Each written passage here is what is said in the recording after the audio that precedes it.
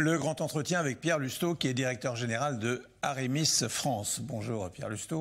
Bonjour Michel. Aremis, qui est-ce? Alors Aremis, c'est une organisation qui existe depuis un peu plus de 25 ans. Et notre job, c'est assez simple et assez compliqué en même temps. C'est d'accompagner les entreprises dans l'organisation du travail et en particulier l'organisation des espaces de travail, de l'environnement de travail, comme on dit, ou le workplace quand on parle un peu international. Donc ça a démarré il y a 25 ans? Ben ouais, parce que depuis toujours, les entreprises doivent organiser le boulot et organiser le travail au sein de différents endroits. Alors notre société est quand même pas mal focalisée sur les bureaux, mais ce qui est très intéressant, c'est que depuis... Société française? Alors société d'origine belge qui s'est internationalisée, donc qui est en France désormais. Donc l'histoire, c'est né il y a 25 ans? Voilà, 25 ans en Belgique, on est en France, en Suisse, au Luxembourg, et puis on opère également pour des clients plus globaux au travers de partenaires et autres, donc on est en Europe francophone, mais on rayonne le plus loin possible, on essaye. Alors votre domaine d'activité, donc vous venez dans les grandes lignes, vous pouvez être plus précis? Voilà, donc notre job, c'est de libérer le potentiel de l'environnement de travail, le potentiel immobilier des entreprises.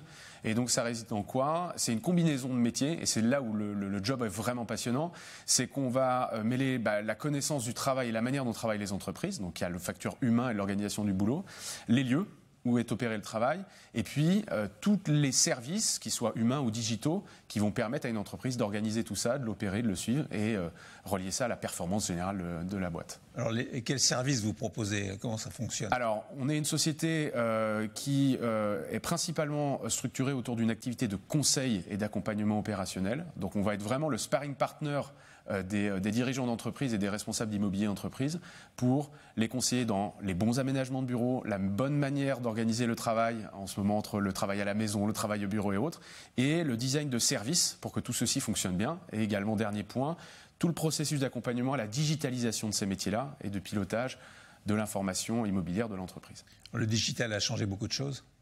Bah oui, c'est essentiel. Alors, le digital a toujours été un petit peu là parce que dans nos métiers, je veux dire, c'est-à-dire que les métiers ont commencé à vraiment se digitaliser avec l'arrivée des premiers ordinateurs répandus, donc dès les années 80.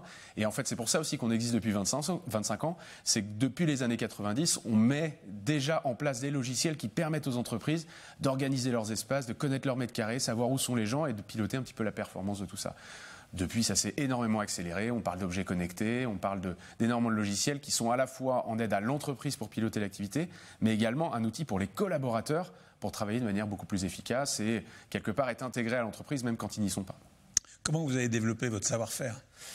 Alors c'est un savoir-faire qui s'est, je dirais, ciselé tout doucement. On est parti de métiers très opérationnels pour répondre à des problématiques du jour le jour aux entreprises qui avaient besoin d'aide pour organiser leurs espaces de travail, gérer les déménagements, savoir où mettre les gens et faire que toute cette valse fonctionne bien. Et puis au fur et à mesure, se sont adjoints des compétences en architecture d'intérieur, des compétences informatiques, des compétences en gestion de la donnée. Et tout ceci s'est aggloméré au fur et à mesure, toujours au même service d'une même mission, faire en sorte que l'environnement de travail des entreprises soit le plus performant, le plus durable possible. Quelles sont les plus belles réussites? C'est assez difficile de répondre à cette question. Paradoxalement, on a des réussites où la complexité n'était pas tellement forcément sur le sujet en lui-même, mais sur la capacité à déployer pour des organisations mondiales la mise en place d'un environnement de travail relativement bien harmonisé au sein d'une même organisation. Autrement dit, comparer des bureaux à Shanghai, New York et Paris, c'est souvent assez compliqué parce que les modes de travail ne sont pas les mêmes et donc la complexité réside dans la grande taille. Mais chez certains acteurs beaucoup plus petits, la complexité allait résider par exemple sur la conduite du changement. Une petite organisation qu'on doit emmener vers de nouveaux espaces, de nouveaux modes de travail, c'est parfois très très difficile à mener malgré sa taille pour des aspects de changement culturel et d'accompagnement. Alors on va voir les chiffres de Aremis France avec Virginie Mas et on se retrouve juste après. Depuis plus de 25 ans, Aremis a accompagné 150 clients dans le monde.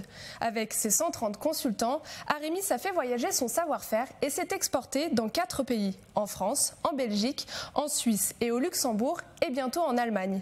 En faisant le cumul du patrimoine bâti de leurs clients, leur solution couvre un total de 55 millions de mètres carrés.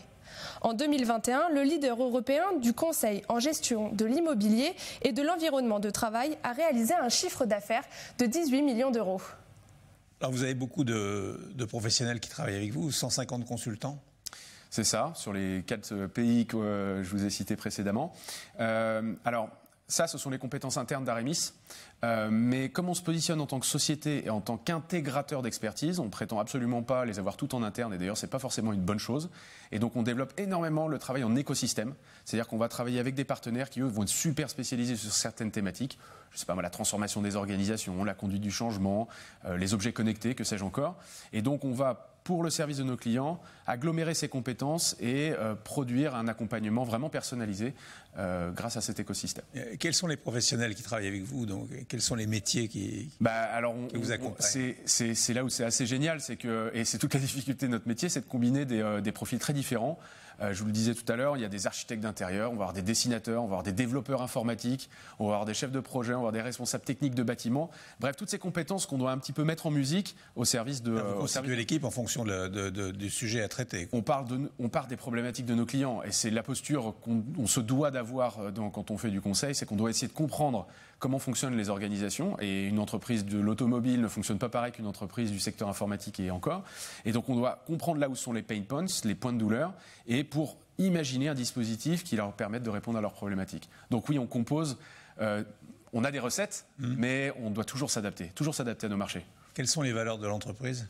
Alors, c'est growth, trust and fun. Growth comme croissance, on aide nos partenaires et nous-mêmes à faire grandir leur performance générale d'entreprise et puis nous faire grandir aussi au passage. Souvent, essayer de faire plus avec moins.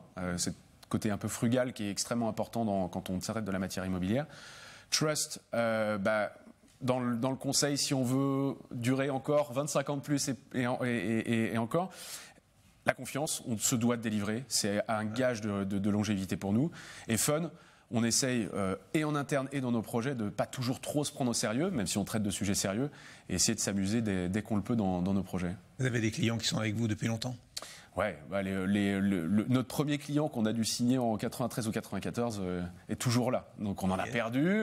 Qui est Voilà, la banque KBC. Qui est votre premier client ? On a la banque KBC en Belgique qui est là depuis très très longtemps. Également Fortis, donc BNP Fortis en Belgique. En Belgique, puisqu'on a commencé là-bas.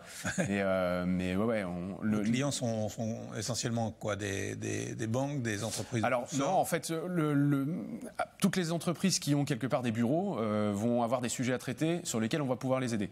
Donc historiquement, c'est vrai qu'on a beaucoup de grands utilisateurs, ce qu'on appelle des grands utilisateurs, donc qui consomment beaucoup de mètres carrés et qui ont besoin de se faire accompagner dans cette gestion. Mais on a également des très petites entreprises qui font face à des problématiques. Le contexte actuel, il est juste extraordinaire pour nous parce que ça remet la notion de la place du bureau, la place du travail, la manière d'organiser ce côté maintenant hybride dont on parle, le post-Covid est complètement... on a vécu un laboratoire géant pendant le Covid et maintenant il n'y a plus de retour arrière sur le fait de dire... Le télétravail, je l'intègre comme une composante structurelle de mon organisation, qu'elle soit petite ou qu'elle soit grande. Et évidemment, il va y avoir différentes configurations possibles d'une organisation à l'autre. Et au sein d'une organisation, plein de manières de gérer ça. Mais il y a eu un changement de paradigme total, en fait, dans nos sociétés. Et c'est de grands boulevards de travail et de... Car le télétravail n'a pas tué le bureau. Absolument pas. Ça, c'est aussi une très très forte conviction. Le télétravail est devenu une composante totalement intégré de l'organisation du travail dans les entreprises. Et télétravail, d'ailleurs, ne veut pas dire télétravail à la maison. C'est travail à l'extérieur du bureau en tant que tel. Donc ça peut être dans des tiers-lieux. Mais non, c'est une composante qui va réorganiser les choses, qui va rebattre. Mais le bureau comme lieu de rassemblement, comme facteur d'identité de l'entreprise, et même de travail traditionnel, est absolument essentiel. C'est juste que les mécanismes sont un petit peu différents. Et puis les attentes des dirigeants, du middle management et des collaborateurs ont énormément évolué de ce point de vue-là. Quels sont les avantages de travailler avec vous ? Eh bien, l'indépendance, ça c'est quelque chose de très très important quand on est une société de conseil. Donc on se doit d'être totalement indépendant des investisseurs immobiliers, des brokers, des entreprises de travaux, des fournisseurs de mobilier ou de solutions technologiques.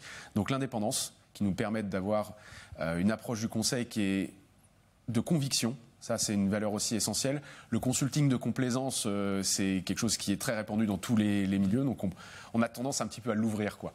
Et on aime bien ça. Et puis, je le disais tout à l'heure, la confiance dans le delivery. Les clients restent chez nous parce qu'ils savent qu'ils peuvent compter sur nous. C'est essentiel. Quels sont les challenges d'Aremis ? Eh bien, les challenges sont... objectifs. Ouais, alors de toute façon, c'est toujours les deux un peu en même temps. C'est de grandir, de continuer de grandir pour pouvoir être de plus en plus en capacité d'être agile et performant dans l'accompagnement de nos clients.